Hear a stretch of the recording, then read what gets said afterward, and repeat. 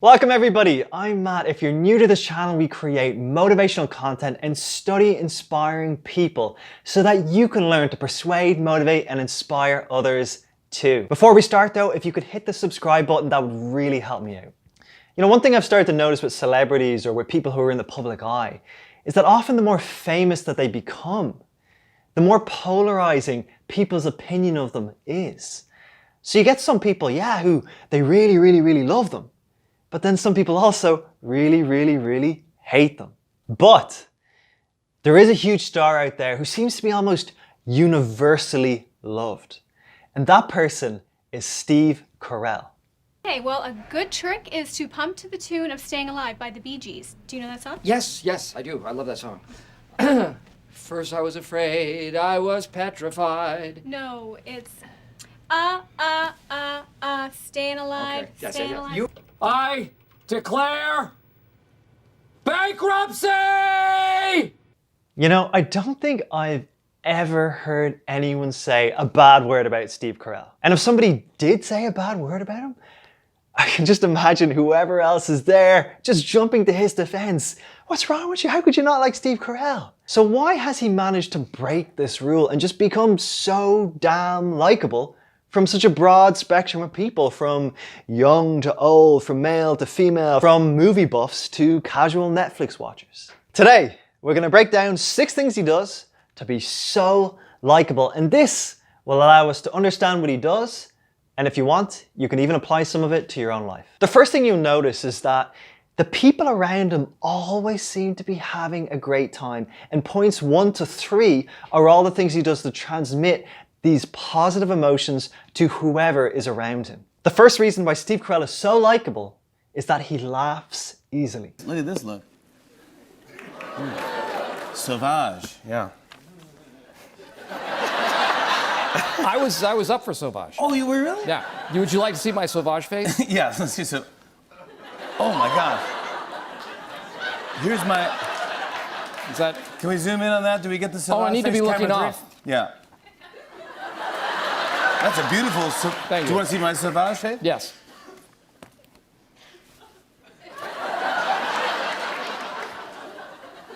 I don't know if that's Sauvage. That's It what might they be- said. That's what they said as well. So they go, I don't think that's Sauvage. That's not so much Sauvage. And they Sauvage me out the door. Some comedians are really funny, but they don't laugh a lot.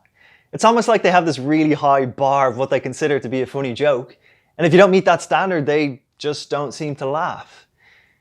But if you're a tough audience, it will actually make it harder for people to like you. Because at the end of the day, we all want to feel like we're funny. We all want to feel like we're entertaining. And if there's someone who's genuinely laughing at our jokes, it makes us like the person more. We all want to be around the people who laugh easily. If you're the kind of person who laughs easily with a genuine laugh, more people are going to want to be around you. The second extremely likable thing that Steve Carell does is that when he isn't laughing or smiling, it often looks like he's desperately trying to hold back a laugh. Like he's on the cusp of just bursting out into laughter. Do you remember when you were in school as a kid and say something really funny happened? And the teacher though is looking right at you so you can't laugh. But then you make eye contact with a friend of yours who's doing the exact same thing. And then suddenly it just sets you both off and you just can't stop laughing. This is a real thing. The more you hold back the laughter, the funnier things seem to be. So I am just going with it forever.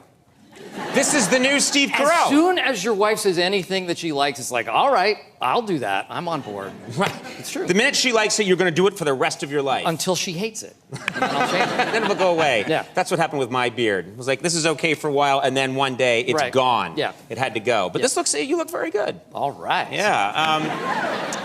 You can tell he just wants to start laughing. And if he isn't saying something funny, you feel like there's funny thoughts on his brain. All right. Yeah. He actually covers his mouth with 2 fingers, almost to try to hold the laughter in this clip. Bonjour. You know when someone looks at you and gives you a big, genuine smile? It's very hard not to smile back. When you're talking to someone and you can see the sides of their mouth curl up and they almost flinch trying to hold back, it's so hard not to laugh with them. And this is something Steve Carell always looks like he's doing. It always looks like he has funny thoughts on his mind, like he's just on the cusp of laughing. And it makes him the kind of person that everybody wants to be around. The third thing that Steve Carell does to be so likable is that whenever he's telling a story, he always adds impressions or takes on characters in the scene. Hey, I'm out on a boat, and a lobster's got a hole. There's a lobster. He's got a... I'm Regis Philbin. They're bastard bugs, whereas a mosquito would kind of say, okay, I'm biting you. I'm biting you now, and you can... Oh, no, I'm... Okay, sorry about that. What was I thinking? A greenie... So let me ask you, was that the best mosquito impression you've ever heard? But did it matter? Did he still get a laugh from the audience? Absolutely. The host was cracking up. The audience was bursting out laughing. He's cracking up before he even makes the joke, and this primes us to laugh. Hey, I'm out on a boat! If you laugh before a joke, it's almost like letting the audience know that something funny is coming, so they almost get ready to laugh, and then when you say the joke, it makes them more receptive to laughing also. And the other lesson to take from this is that taking on characters or doing impressions can be hilarious. And that's if it's good or bad. The important thing though is that you're having fun with it and that you're comfortable when doing it. If you feel self-conscious, the audience will feel that and they won't be able to be in the moment and enjoy it with you. The lesson is to start trying it, start doing impressions, start taking on characters. And even if it's not perfect, as long as you're having fun with it, as long as you're enjoying it and you can get comfortable with it, other people will have fun with it as well. And the fourth reason why Steve Carell is so likable is that he's also willing to be the butt of the joke. He doesn't take himself too seriously. We're in LA Thursday. If you want to do dinner and have a chat. Oh, yeah, that sounds great. I'd love to. Brilliant. See you then. See ya. Okay, good. See you later. Bye. Bye. I must say, makes me laugh a bit that he's a household name because of the show, and now I've got to beg him to do the odd guest spot. He should be begging me. Luckiest fucking actor in the world. Are you still there, Steve? Yep. Sorry, man. I thought I'd hung up. No. No, you didn't. I just turned the screen off. I thought I'd hung up. I really Do you still want to do dinner? No. Be awkward, wouldn't it? Yeah, that would be. Are you going to think about the guest appearances? No. Dead in the water, that one. It is. It's definitely dead. There's no way that's gonna happen. Okay, cheers. Bye then. Bye. Bye-bye now. Have you ever been sitting around with a group of friends and someone makes a joke about somebody else in the room, which obviously had no malice, no negative intent intended, but the person takes it really seriously and everybody gets a bit awkward in the room? The ability to interpret things positively, even when maybe it wasn't said in a positive way, or to just laugh off a comment. It's a trait that makes you far more likely to be able to get on with other people and to sidestep potential conflicts before they even start. And the fifth reason why Steve Carell is so likable is that he's this huge movie star, this huge TV star, but you feel like he has absolutely no ego.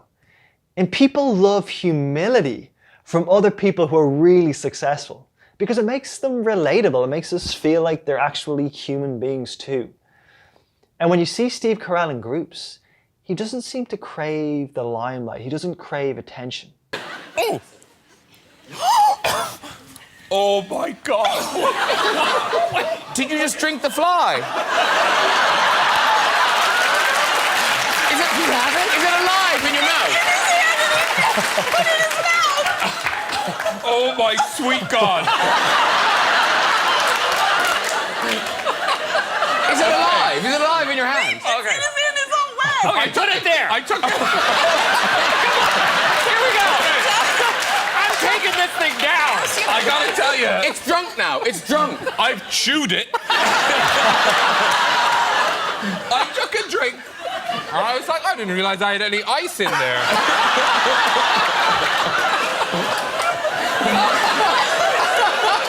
Oh, let's see. Okay, are you ready, Steve? Are you ready?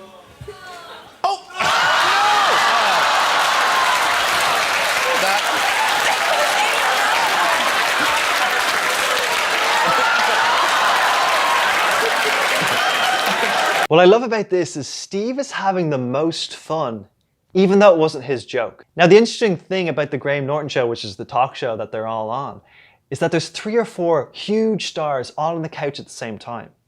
So that's 3 or 4 people who are used to always being the center of attention, who is the person that everyone wants to hear from. And it's actually quite interesting because you can sometimes see certain people on the couch becoming very uncomfortable when they get outshone by another celebrity. But in this case, it was somebody else's joke that's getting all the laughs. And Steve isn't just okay with that. He's actually the guy's biggest supporter. He's laughing the most. He's enjoying the joke the most. And it's because it's so clear that Steve is so humble and he has no ego that people find it hilarious when he jokingly gives himself compliments. It means he can get away with jokes like these. There it is.